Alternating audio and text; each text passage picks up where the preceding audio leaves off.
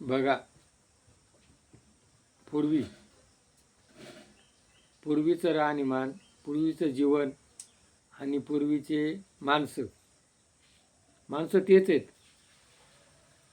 पूर्वीच्या माणसाला काय शेपूट होती आणि तो वेगळा होता असं काय नाही, माणसं तेच आहे. पण त्यांच्यामध्ये काय होतं, रामराज्य रामराज्यामध्ये काय होतं, एकमेकाची प्रेम, आई, भाऊ, मुलगा, बहीण, मावशी, मामा, काका यांच्याबद्दल काय होता, आदर होता. पाहुणा जर एकमेकाला आला तर एकमेकाला काय करायचे, असे कडकडून भेटायचे.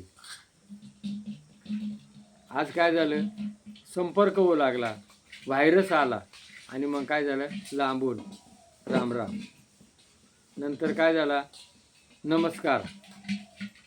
म्हणजे माणूस माणसापासून दुरावला. ही पाश्चात्य संस्कृती जी आहे ही आपल्याला कारणीभूत झाली.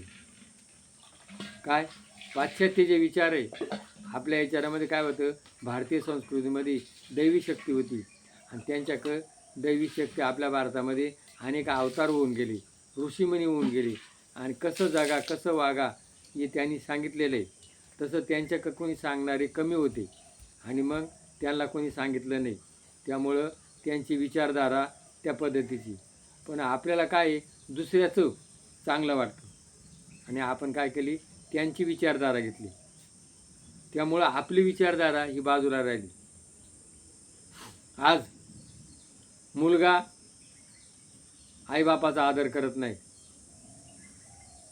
मामा, मावशी, काका पूर्वी एकमेकाकडे 4-4 दिवस जाऊन राहायचे, प्रेमाने भेटायचे, एकमेकाला आलुलके करायचे. काय व्हायचं पूर्वी, पत्र लिहायचे. आज काय झालं, मोबाईल झाला. मोबाईलमध्ये काय झालं, एकमेकाचं जाणं येणं तुटलं. काय काय हॅलो, फक्त फोनवरून संपर्क होतो. म्हणजे त्यांचा आत्मीयता ही आत्मीयता दुरावली.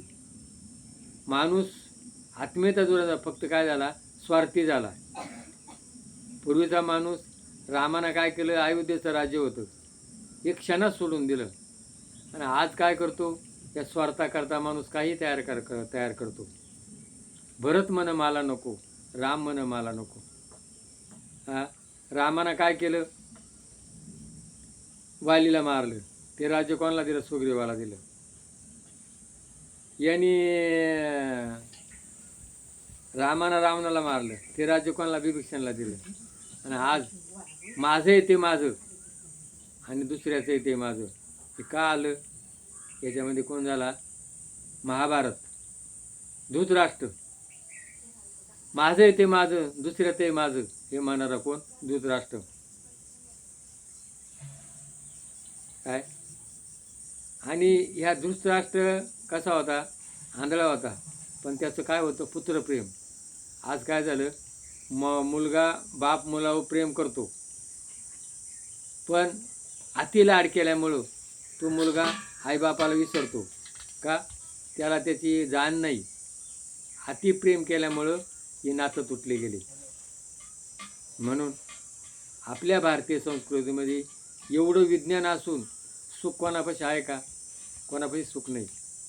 सारखे धावतात, काय पाहिजे, सुख पाहिजे. आणि मग तुकाराम महाराज काय म्हणले, देवापाशी नाही सुखाचे गतोडे, आणून देईल आपल्या हाती.